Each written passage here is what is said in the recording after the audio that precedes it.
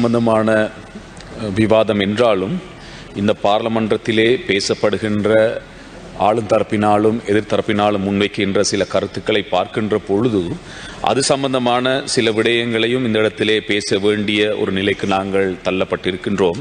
அந்த அடிப்படையிலே இப்பொழுது நடைபெற்று முடிந்திருக்கின்ற உள்ளூராட்சி மன்ற தேர்தலிலே திருகோணமலை மாவட்டம் சார்பாக நாங்கள் ஐக்கிய மக்கள் சக்தியினூடாக 36 ஆசனங்களை நாங்கள் பெற்றிருக்கின்றோம். அது அடிப்படையிலே நான் பிரதித்துவப்படுத்துகின்ற என்னுடைய மூதூர் தொகுதியில் கூட கிண்ணியா நகர சபையிலே ஐக்கிய மக்கள் சக்தி வெற்றியீட்டியிருக்கின்றது.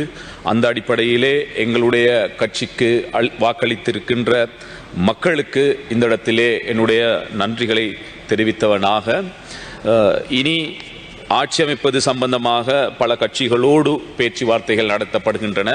அந்த அடிப்படைகளிலே எந்தெந்த சபைகளை யார் யார் ஆட்சி அமைப்பது என்பது தெளிவாக ஏனைய கட்சிகளுடைய உதவியின் மூலமாகவும் நாங்கள் எதிர்காலத்திலே முன்னெடுப்பதற்கு நாங்கள் இருக்கின்றோம்.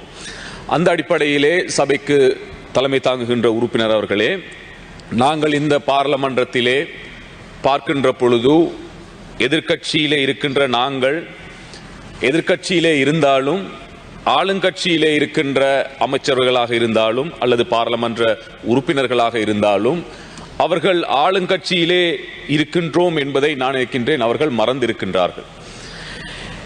ஏனென்றால் இன்று அவர்கள் பேசுகின்ற பொழுது அவர்கள் சொல்லுகின்ற விடயம் எல்லாம் ஒரு எதிர்கட்சியிலே இருக்கின்ற பாராளுமன்ற உறுப்பினர் என்னென்ன விடயங்களை சொல்ல வேண்டுமோ இன்று அவ்வாறான விடயங்கள் இன்று ஆளும் தரப்பிலே இருக்கின்ற உறுப்பினர்களால் முன்வைக்கப்படுகின்றன. குறிப்பாக சில உறுப்பினர்கள் பேசுகின்ற பொழுது நாங்கள் பார்த்தோம், இப்பொழுது இந்த ஆட்சி அமைப்பு சம்பந்தமாக முன்னெடுக்கப்படுகின்ற நிலைப்பாட்டிலே எங்களுடைய கட்சி யார் யாருடன் பேசுகின்றார்கள், இவர்கள் சென்ற காலங்களிலே எவ்வாறு இவர்கள் பேசினார்கள், யாருடன் நாங்கள் ஆட்சி அமைக்க மாட்டோம், இவர்களை நாங்கள் உள்வாங்க மாட்டோம், இவர்களை நாங்கள் சம்பந்தப்படுத்த மாட்டோம் என்று சொல்லிவிட்டு இன்று இவர்களுடன் பேச்சுவார்த்தை நடத்துகின்ற ஒரு நிலையை உருவாக்கி இருக்கின்றார்கள் என்று இன்று ஆளும் தரப்பிலே இருக்கின்றவர்கள் ஐக்கிய மக்கள் சக்தியை பார்த்து இன்று இந்த கேள்வியை கேட்கின்றார்கள். இதே கேள்விகளை நாங்கள் அவர்களிடம் கேட்போமாக இருந்தால் இன்று உங்களுடைய கட்சி அல்லது உங்களுடைய இருக்கின்ற இந்த சபைகளை ஆட்சி அமைப்பதற்காக நீங்கள் யாருடன் பேச்சுவார்த்தை நடத்துகின்றீர்கள் என்பதை மறந்துவிட்டா இந்த விடயத்தை நீங்கள் கேட்கின்றீர்கள் என்பதை நாங்கள் கேட்க வேண்டும். இன்று கொழும்பிலே அந்த சபை பதவிகளை அடைவதற்காக இன்று இந்த அரசாங்கம் யார் யாருடன் பேசுகின்றார்கள் என்பதை நாங்கள் விளங்கிக் கொள்ள வேண்டும். இன்று ராஜபக்சலோடு இருந்தவர்கள், இன்று கோட்டாபேயோடு இருந்தவர்கள், சென்ற காலங்களிலே ஊழல்வாதிகளாக பேசப்பட்டவர்கள், இன்று இவர்களை கூட எடுத்துக்கொண்டு அந்த ஆட்சியை அமைக்க வேண்டும் என்பதற்காக இன்று அவர்களோடு பேசிக்கொண்டு இருக்கின்ற இவர்கள் இன்று ஐக்கிய மக்கள் சக்தி மாத்திரம்தான் இன்று இவ்வாறான ஒரு பயணத்தை நடாத்தி கொண்டிருக்கின்றது என்று இவர்கள் கேட்கின்றார்கள். இது உண்மையிலே விளங்க வேண்டிய ஒரு விடயம் என்னவென்றால், இது தேர்தல் முறையிலே காணப்படுகின்ற பிரச்சினை. இந்த தேர்தலை நடாத்த வேண்டாம் அல்லது இந்த தேர்தல் முறையிலே ஒரு மாற்றம் ஏற்படுத்த வேண்டும் என்பது எங்களுடைய ஒரு வேண்டுகோளாக காணப்பட்டது. இது யாரால் கொண்டு வரப்பட்டது, எப்பொழுது கொண்டு வரப்பட்டது என்பது ஒரு பக்கம் இருந்தாலும் சென்ற காலங்களிலே ஏற்பட்ட பிரச்சனையின் மூலமாக இது ஒரு ஆரோக்கியமான ஒரு தேர்தல் முறை இல்லை என்பதை எல்லோரும் விளங்கி இருந்தும் இந்த அரசாங்கம் அதிலே கவனம் செலுத்தாமல் உடனடியாக உள்ளூராட்சி மன்ற தேர்தலை வைக்க வேண்டும் என்பதற்காக இன்று இந்த தேர்தலை நீங்கள் நடாத்தி விட்டு இன்று நாங்கள் தோக்கவில்லை, நீங்கள் தோக்கவில்லை, நீங்கள் அவர்களுடன் பேசுகின்றீர்கள், நீங்கள் இவர்களுடன் பேசுகின்றீர்கள் என்று நாங்கள் இப்பொழுது சொல்லுவது உண்மையிலே ஒரு தேவையில்லாத ஒரு விடயமாக காணப்படுகின்றது. ஆகையால் அவ்வாறு ஆட்சி அமைப்பதற்கான ஒரு நிலை உருவாக்கப்படுமாக இருந்தால் இன்று யாருமே எதிர்க்கட்சியுடன் பேசுவதற்கான வாய்ப்புகள் கிட்ட தேவையில்லை. ஆனால் இன்று இந்த தேர்தல் முறையின் மூலமாக இன்று இவ்வாறான ஒரு சூழல் உருவாக்கப்பட்டிருக்கின்றது என்பதை நாங்கள் விளங்கிக் கொள்ள வேண்டும். அந்த அடிப்படையிலே எதிர்காலத்திலே சில விடயங்களை நான் நினைக்கின்றேன் மக்கள் தெளிவாக விளங்கிக் கொள்ள கூடியவர்களாக அவர்கள் இருப்பார்கள் என்பதை நான் இந்த இடத்திலே கூறிக்கொள்ள விரும்புகின்றேன். இன்று சபைக்கு தலைமை தாங்கும் உறுப்பினர் அவர்களே, இன்று இந்த அரசாங்கம், இது நான் நினைக்கின்றேன் தேசிய மக்கள் சக்தி என்று சொல்லுகின்ற இந்த அரசாங்கத்தினுடைய பெயரை கூட தேசிய சலவை சக்தி என்ற ஒரு துணிப்பொருளிலே நாங்கள் மாற்ற வேண்டியவர்களாக இருந்து கொண்டிருக்கின்றோம். ஏன் இதை இப்படி சொல்லுகின்றேன் என்றால், தேர்தலுக்கு முன்னர் அரசாங்கம் சொன்ன விடயங்களை நாங்கள் யோசிக்க வேண்டும். குறிப்பாக அந்த நேரத்திலே நாங்கள் நல்லவர்களை உருவாக்குவதற்கான ஒரு கட்சியாக இருக்கின்ற காரணத்தினால் நல்ல அரசியல் தலைமைத்துவங்களை உருவாக்க வேண்டும் என்று சொன்னவர்கள் இன்று தேர்தல் முடிந்ததற்கு பின்னர் இன்று சென்ற காலங்களிலே பல சவால் மிக்க பிழையான நடத்தைகளை நடாத்திய அந்த அரசியல்வாதிகளை கூட இணைத்துக் கொண்டு இப்பொழுது அவர்கள் ஆட்சி அமைப்பதற்காக முயற்சிக்கின்றார்கள் என்றால், கெட்டவர்கள் எல்லாம் சலவை செய்து ஒரு தூயமான ஒரு நிலையை அடைவதென்றால் உங்கள் கட்சியிலே பயணிக்கின்ற அந்த நிலைப்பாட்டை தான் நீங்கள் கூற வருகின்றீர்கள். அந்த அடிப்படையிலே தான் நாங்கள் சொல்லுகின்றோம், இனி நீங்கள் தேசிய சலவை சக்தி என்று சொன்னால் தான் அது நியாயமாக இருக்கும் என்பதை நான் இந்த இடத்திலே கூறிக்கொள்ள விரும்புகின்றேன். சபைக்கு தலைமை தாங்கும் உறுப்பினர் அவர்களே இன்று சொல்லுகின்றார்கள், கள்ளர்களுடைய ஆட்சி, சென்ற காலம் எல்லாம் கள்ளர்களுடைய ஆட்சி என்றார்கள், இப்பொழுது நல்லவர்களுடைய ஆட்சி என்று சொல்லுகின்றார்கள். இப்படி பார்க்கின்ற பொழுது கள்ளவர்களுடைய ஆட்சியிலே நாங்கள் 100 ரூபாய்க்கு உப்பு வாங்கியிருந்தால் இன்று இந்த நல்லவர்களுடைய ஆட்சியிலே இன்று 500 ரூபாய்க்கு மேல செலவழிக்க வேண்டியிருக்கின்றது உப்பை பெறுவதற்காக. ஆகையால் இன்று இந்த நிலைப்பாட்டிலே நீங்கள் எதிர்க்கட்சியிலே இருந்தால் என்ன சொல்லி இருப்பீர்கள் என்பதை நீங்கள் சிந்திக்க வேண்டும். ஏனென்றால் முன்னே ஆட்சி காலங்களிலே தேங்காய் எண்ணெய் பிரச்சனை வருகின்ற பொழுது, டீசல் தட்டுப்பாடுகள் வருகின்ற பொழுது, அல்ல விலை அதிகரிக்கின்ற பொழுது, இந்த அதிகரிப்பின் மூலமாக, இந்த தட்டுப்பாடுகளின் மூலமாக பல அமைச்சர்கள் உழைக்கின்றார்கள். அந்த அமைச்சர்களுக்கு சில வீதமான பணம் செல்லுகின்றது.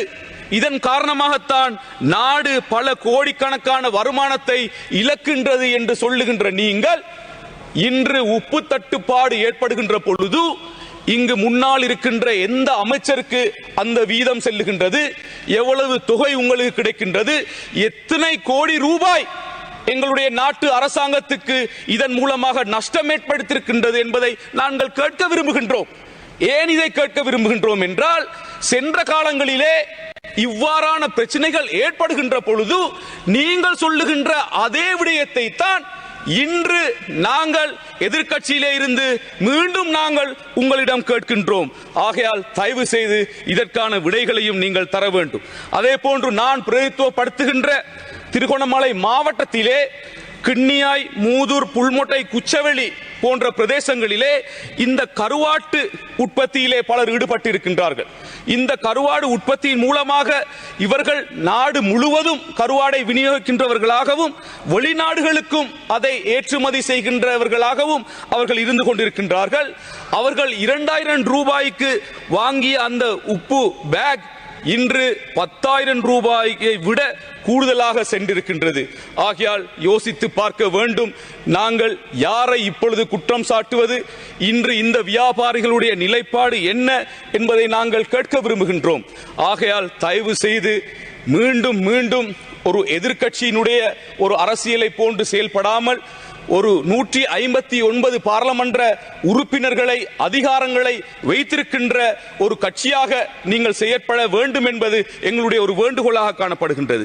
அந்த அடிப்படையிலே 2 கேள்விகளையும் இந்த அரசாங்கத்திடம் நாங்கள் கேட்க விரும்புகின்றோம். குறிப்பாக ஒன்று, சென்ற தேர்தல் காலங்களிலே பரவலாக பேசப்பட்ட இந்த பார் பெர்மிட் சம்பந்தமாக, இந்த பாரை பெற்ற அரசியல்வாதிகளுடைய பெயர் இன்னும் தெளிவாக, அதாவது இன்னும் வெளியிடப்படவில்லை. ஆகையால் அவர்களுடைய அந்த பெர்மிட் பெற்ற அரசியல்வாதிகளுடைய அல்லது பாராளுமன்ற உறுப்பினர்களுடைய பெயர் பட்டியலை நீங்கள் முன்னிலைப்படுத்த வேண்டும் என்பதை நாங்கள் இந்த இடத்திலே கேட்டுக்கொள்ளுகின்றோம். இரண்டாவதாக, ஜனாதிபதி தேர்தல் முடிந்தவுடன் கோல்ஃபேஸ் போன்ற பிரதேசங்களிலே நீங்கள் ஒரு வாகன ஷோ ஒன்றை காட்டினீர்கள்.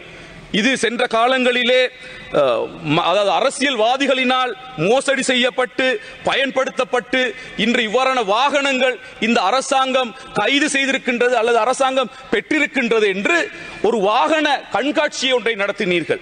ஆகையால் நாங்கள் இப்பொழுது கேட்கின்றோம், நீங்கள் காட்டிய அந்த கண்காட்சியின் மூலமான வாகனங்களை தவறாக பயன்படுத்திய அரசியல்வாதிகள் யார்?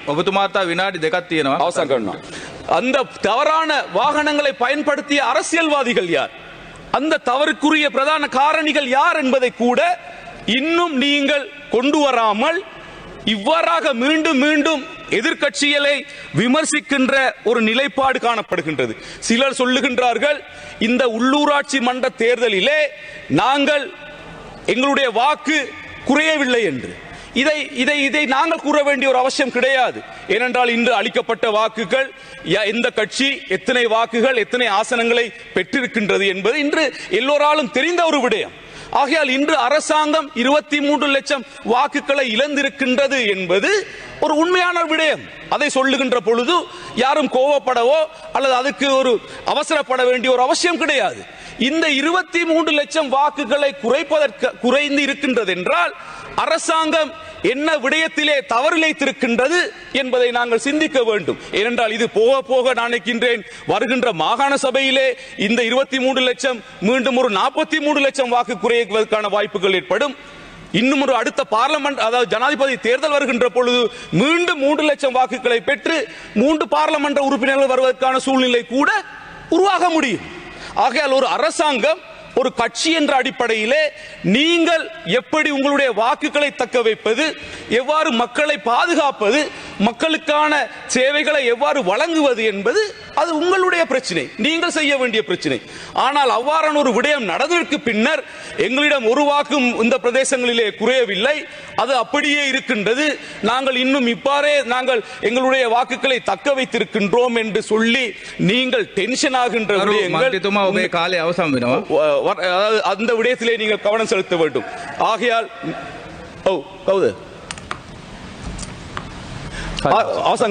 ஆகையால் தயவு செய்து நாங்கள் சொல்லுகின்ற ஒரு விடயம், எங்களுக்கு அரசாங்கத்தை விமர்சிப்பதற்கான நேரம் கிடையாது. ஏனென்றால் எங்களுடைய பிரதேசங்களிலும் பல குறைபாடுகள் காணப்படுகின்றது. அந்த குறைபாடுகளையும் நாங்கள் இந்த பார்லமெண்டத்திலே தெரிவித்து அதற்கான தீர்வுகளையும் பெற வேண்டி இருக்கின்றது. ஆனால் இன்று பார்லமெண்டத்தை பார்க்கின்ற பொழுது எல்லோரும் எதிர்க்கட்சி போன்று செயல்படுகின்ற காரணத்தினால் தான் அவ்வாறு நடைபெற்றுக் கொண்டிருக்கின்றது. ஆகையால் இனி வரும் காலங்களிலாவது மக்களுக்காக நீங்கள் செய்யப்பட்ட அந்த வாக்குறுதிகளை கடைபிடித்து அந்த வாக்குறுதிகளை நிறைவேற்ற வேண்டும் என்பதை இந்த இடத்திலே கூறி எனது உரையை முடித்துக் கொள்கின்றேன். செய்திகளை உடனுக்குடன் தெரிந்து கொள்ள உடனே சப்ஸ்கிரைப் பண்ணுங்க.